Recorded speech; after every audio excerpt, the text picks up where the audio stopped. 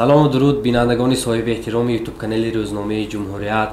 اینک بازم یکی از محفل‌های فانوس منبر اندیشه است و برنامه نوبتی گنج فرهنگ با اشتراک نامزد علمی فیلولوژی سبحانی اعظمزاد استاد دانشگاه دولتی خوجند به نام اکادمی باباجان غفورов می‌گذرد و استاد را به استودیو خوش آمدید میگیم. سپاس استاد عزیز، تشکر. سلامت باشید و سپاس میگویم برای اون که دعوت ما را پذیرفتید و در عرفه روز زبان صحبت ما می‌گذرد و اساساً در محور بحث ما هم مسئله زبان و هویت ملی است. چون پیشوای ملت محترم امامی رحمان در یکی از سخنرانی‌هاشون گفته بودند که زبان در پناه دولت و دولت در پناه زبان است و واقعا هم زبان و دولت همدیگر را کامل می‌گردانند و می‌خواستیم همین مفهوم را شما وسیع‌تر شرح بدهید و بگویید که در تشکل هویت ملی مخصوصا ملت تاجیک زبان چی نقش داره؟ واقعا هم یک سوالی مبرم روز هست که زبان در پناه دولت، دولت در پناه زبان هست و این یک به صفت یک فرموله اساسی روزگار ما ارزش پیدا میکند. خب اگر ما به تاریخ هم نگاه کنیم و به زبان امروز هم نگریم، واقعا هم اثباتش در تاریخ خلق ما، در ادبیات عالم شمولی گذشته ما و در ادبیات امروزه ما، خب همین قضیه واقعا هم یک ارزشی بلند پیدا کرده است و فکر میکنم که خب در تمامی مرحله های خب تشکل و تحول ملت تاجیک خب مسئله زبان از مسئله های خیلی مهم بوده است. مثلا خب برای آنکه همه ما میگوییم که زبان این نخست عنصر ملت هست، واقعا هم تاریخ ما شهادتی گویایی همین نکته هست که واقعا هم همچون نخست عنصر ملت نقش و رسالتی ارزنده خودش را دفاع کرده است. شاید همین نخست عنصر ملت بودن زبان ما را دانسته بسیار دشمنان هم در زمان قدیم خیلی که به تاریخ رجوع کردید و هم در زمان معاصر اول هجومی که اول حمله که اونها میکنند به زبان است. ملت تاجیک از میدونیم که از ملت‌های قدیمترین و از ملت‌های دارای تمدنی بزرگی هست و این یک ملت بای هست و که نخست عنصر اگر زبان باشد، یکی از بایگری‌های ملت همین زبان که ما میدونیم. همین مسئله را خب از نظری دیگر یک اندک نگاه کنید. مثلا همین آدمی بای، آدمی ثروتمند باشد، مثلا جانی همون هم همیشه در خطر است. با وی هجوم مثلا می شود، مثلا سعی و تلاش برای افتاندن همون ثروتمند و همون بای میشه. من فکر میکنم من همین مسئله زبانه مثل همین چیز میدونم که وقتی زبان بای هست ولی مورد هجوم اجنبیان قرار میگیرد، مثلا برای اون که زبان بای سببی هجوم زیاد به زبان ما این همین از همون بای و ثروتمندی آن منشأ میگیرد. بله، بسیار تشبیه بجا آوردند. وقتی که انسان ثروتمند شد، فاخر شد، یعنی اشراف زاده شد، حتما ناتوانبینا صفی ناتوانبیناها زیاد میشوند، صفی افتاننده ها زیاد میشوند. این یک قضیه اثبات شده حیات جمعیت انسانی است، جامعه انسانی است. و زبان ما هم یک چون زبان بسیار غنی و دارا است، ترکیبش از واژه‌های بسیار نادر بای است و در دوام هزار اند سال از هجوم‌ها امین مانده است، حتما باز هم ناتوانبینی آغاز می‌گردد. اجازه دید اینا بکنم. مثلا ببینید همون هجوم به زبان در دوره مثلا همین پنترکیسم هم بینید یکی از وسیله ها همین وسیله افتاندن تاجیک یا اینکه اثبات نیستی تاجیک یکی زبان بود. در یگان هزار ساله های تاریخ ملت ما هر قدر به زبان بای ما هجوم شده باشد، این چیز به این چیز نرسیدن.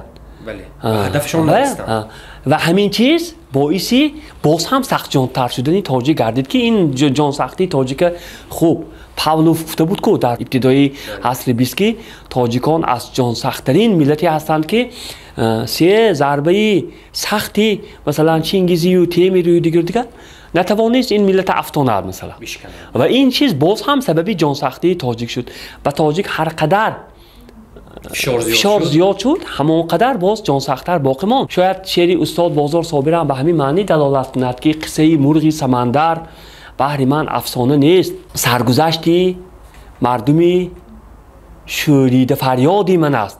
اگر غلط نکرده باشم سرگذشتی مردمی شوریده فریادی یادی من است، آن که عمر مرده از زندگی کرد و نمرد، سوختن افروختن آیین اجدادی من است. میخواستم که به تاریخ مقام دولتی پیدا کردن زبانمون برگردیم، مخصوصا به سال 80. درست، بسیار عالی جناب است. در همین مرحله بسیار حساس ادبیات و مطبوعات برای مقام دولتی زبان چه خدمت کرد؟ وقتی که همین تلاش برای زبان تاجیکی از نیمه دومی سال 80 به میان آمد، میدانی بحث و مناظره آید به زبان اینجا رخ داد، همین وقت الکی موجی تلاش ها برای خودشناسی، برای آرمان های ملی در جامعه زبان زد و چی کنفرانسی در اکادمی علم ها برگزار گردید آید به مسئله های مدنیت سخن در سال 1988 که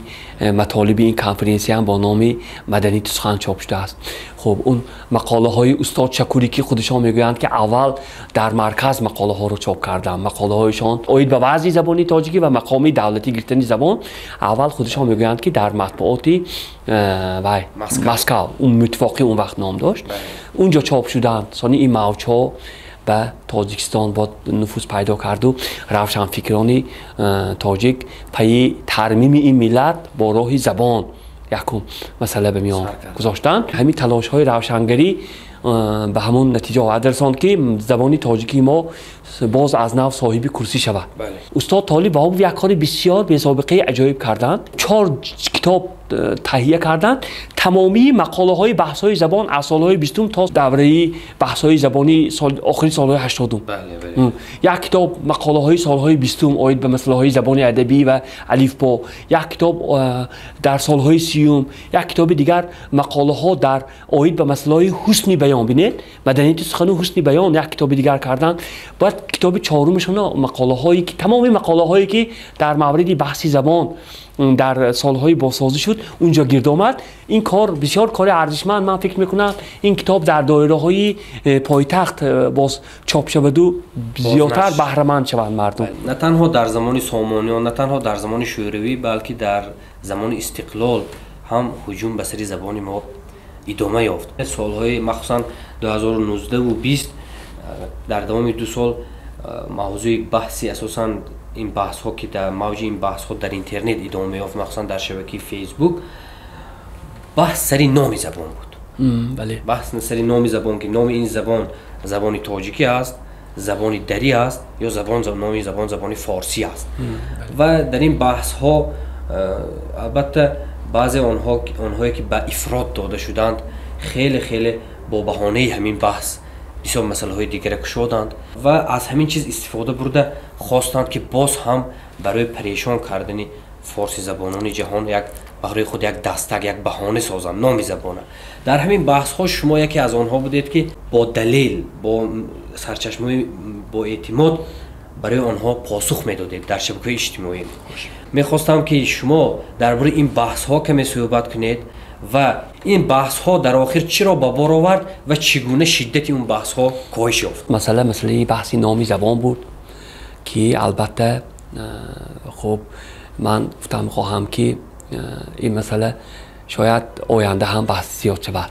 برای آنکه چرا که چون چندین 10 ساله این بحث هست، فکر نمی کنم که نقطه گذاشته شود. خواه ناخواه ما عقیده درست بیان میکنیم یا نادرست بیان میکنیم، خواه ناخواه این علم همین که نقطه مانی نداره. سخنرانی پیشوای ملت در زمینه زبانی ما 5 اکتبر، بله خب این همین یک صحبت بسیار ویژه دایر گردید و خودم هم گوش به اون صحبت بسیار عمیق داشتم که چون به اون نقطه نظرهای من هم آید بود و من انتظار بودم که پیشوای ملت در این زمینه یگان نکته بسیار مهمه باید عرض کنند و واقعا هم عرض شد همین. بعد اون صحبت فکر میکنم موجه اون بحث که بحث شدید بود، بسیار بحث های گاه تندروی ها بود، این بحث کمتر شد و اون نفرانی که با ما در بحث بودند با اصلی نکته نظری اونها اصلا من موافق بودم که واقعا هم خیلی این ما نمیتوانیم که اصلی فارسی زبان ما رو انکار کنیم و این ناشدنی هم هست. نام تاریخی زبان ما هست. این اصطلاح تاجیکی پیدا شدنش این واقعا هم این تاریخ روشنگری ما رو ما انکار کرده نمیتونیم. ما این رو هم به نظر گیریم که آخر همین اصطلاح تاجیکی ما باعثی همین ملت ما باقی مانده نشد. مثلا این تاریخ هست، ما همچون تاریخ مثلا این چیزا باید همیشه در نظر داشته باشیم. یعنی مجبور بود که زبان خودش به پناه دولت گیرد اون زمان استاد عینی. بله. مگر هم که زبان با هر نامی باشد باید خودش به پناه دولت میگرفت و امین میموند. در ورارت مخصوصا در تاجیکستان استاد عینی با اون قدر دانایی و مثلا دوراندیشی نمیتونست که از این چیزها ناآگاه باشد. اینا هستند برای اون که از بطن زبان فارسی زبانی ما را دور بکند این اصطلاح ساخته باشد. نه، بلکه این اصطلاح با اون خاطر ساخت که زبان در پناه دولت میماند. من برای تصدیق همین مطلب یک نکته گویم اگر اجازه باشد. اصلا خواهشی من این بود که شیوه علمی پیگیری شود، یعنی که پیش از آن که به این بحث هر کس دست میزند و هر کس وارد میشود اون منبع ها رو هم خوانده باشد. بله، تا اینکه بحث ویران نشود. مثلا برای اون که آنچه که ما امروز گفتیم از ما پیش دیگه روشنفکران هم گفتگی هستند، یعنی که ما اون کار رو بی سابقه نکردیم. مثلا من یکمین مقصد اصلی من در این گزاره های مطلب آید به همین مسئله و همین نکته گیری میخورد. پیشوای ملت در رابطه با زبان سخنرانی کردن. واقعا اگر همون سخنرانی رو از آغاز تا آخر میخوانیم معلوم میشود که پیشوای ملت هیچ رجوعی به این اصطلاح ها نمیکنن. برعکس اونها یک چیز رو همه در تمام سخنرانیشون در محور یک چیز میچرخد که ما باید به جای سر این بحث ها برای پرقوت کردن پایه های زبان این یک و این بحث ها ادامه بود هست و مثل که شما گفتید دوام می‌یابد. اما اگر ما سر این بحث ها سرگرم شویم پایه های زبان رو که نیرو میبخشد. به یکی از مباحثان من نوشته بودم که برای زبانی ناب شده از سخن ناباب استفاده کردن چقدر میفهمید. مثلا اگر بیاید عادی یک فرمول کنیم مسئله زبان ناب را با گفته های ناباب یا با بحث ناباب مثلا حل کنیم. حالا که وقتی که مسئله زبان برای این چیزی ناب باشد ما خیلی بحث باید ناب باشد دیگه. چون شما بیشتر از 22 سال باز با تعلیم و تدریس مشغول هستید در دانشگاه دولتی خوجند به نام اکادمی جان غفورov. مناسبت نسل نو با زبان چگونه است؟ اکثری روشنفکران ما بیشتری موردها لب به شکوه میکشویند که نسل نو ما به زبان تاجیکی خود یعنی به زبان مادری خود کمتر توجه دارند و بیشتر صحبتشان بین خود با زبان غیر است. اگر ما مثلا از این خیلی بحث های خفقان‌آور و بحث های بغرنجی سخت اجتماع‌گرا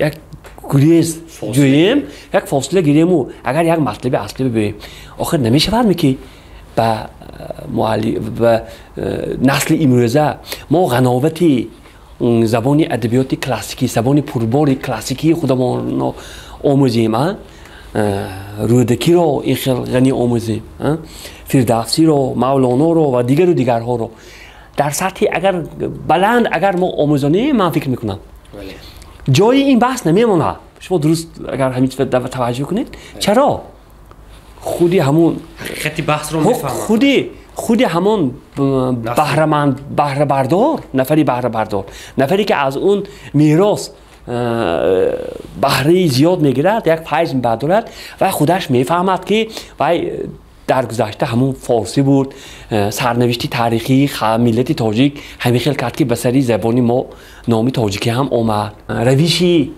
یا متدولوژی از بر کردن زبان شاید برخی تجدید نظر هم خواهد چون اگر اساساً با متن در دانشگاه‌های و در مکتب‌های میانه با متن بیشتر سر و کار گذاشته شود، من فکر میکنم این چیز هم یکی از سبب‌های اساسی میل و رغبت به زبان آموزی خواننده میشود. استاد عزیز میخواستیم در مورد کارهایی که برای مستحکم شدن پایه‌های زبان دولتی در زمان 30 سال استقلال گذرانده شد از طرف عالما، چاپ کتاب‌ها، عموما کارهای عملی در این سمت شده، کمتر صحبت کرده. بله، در مورد ارج گذاشتن به زبان ملی ما خیلی زیاد گفتن ممکن است، خصوصا در 30 سال استقلالیت. خب اگر ما آغاز این پدیده را زمانی بازسازی گوییم، زمان استقلال باز یک مرحله دیگری در رسیدن به آرمان‌های ملی، خودشناسی زبان و دیگر خب که جریان‌های فکری زیادی را به میان آورد. خب این بسیار نتیجه مهم برای صاحبان این ملت و صاحبان این زبان. اون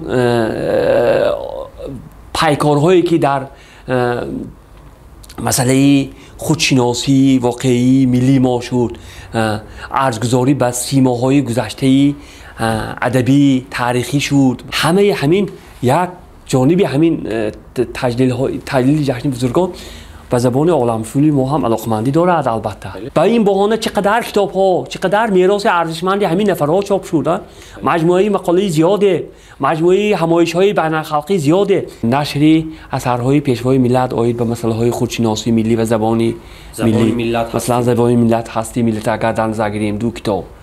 خب چاپ دانشنامه‌های اگر ما به نظر گیریم، دانشنامه سامانیان در دانشگاه ما 3 جلد چاپ شد. این بسیار ابتکاری خوب بود. دانشنامه رویدکی ما که به روز زبان رسیده ایستاده، زبان ما که همیشه ما را از هر به گفته تاجیکانه از هر آفت و از هر بد و بلا نگاه داشته است، من بعد هم همین رسالتش انجام دهد. رسالت زبان این من فکر میکنم تربیه معنوی نسل ها بود، هم پیوندی نسل ها بود. همین رسالتش همیشه جاویدان باشد. مهمانی ما بودند استاد دانشگاه دولتی خوجند به نام اکادمیک آقا غفوروف، نامزد علمی فیلولوژیا، سبحان اعظم زاد. تشکر. زبان واقعا هم نخست عنصری هستی ملت ماست و در ارجگذاری، در حفظ و بی‌آلایش نگه داشتن آن هر یکی ما مسئولیم و در برابر این از مؤسس روزنامه جمهوریت سرور دولت محترم امیل رحمان سپاسگزاری میکنیم که در پایداری زبان در 30 سال استقلال خیلی کار و پیکارهای ماندگار از خود نشان دادند. از جمله بهترین کار و پیکارشان در برابر نشر جلد آثار بزرگان ما، همچنین شاید صدها نامواژه های دیه و روستا و حتی شهرها و حتی ولایت های بزرگترین ما را با نام های صرف تاجیکی، با نام های صرف نابی، با واژه های نابی سغدی قدیم حتی ایواز کردند. از شروع میکنیم از نام ولایت سوخت تا نام کلانترین شهری ما، شهر قرغان تپه را چند پیش به نام باختری وضع کردند و اینطور پیکارهای سرور دولت خیلی زیاد است. ما از این منبر بلند برای پشتیبانیشان از زبان تاجیکی، از زبان تاجیکی فارسی سپاس میگوییم و با امید پیگیری بینندگان از برنامه‌های ما در یوتیوب کانال روزنامه جمهوریت برنامه را به پایان میرسانیم. شاد و خرم باشید.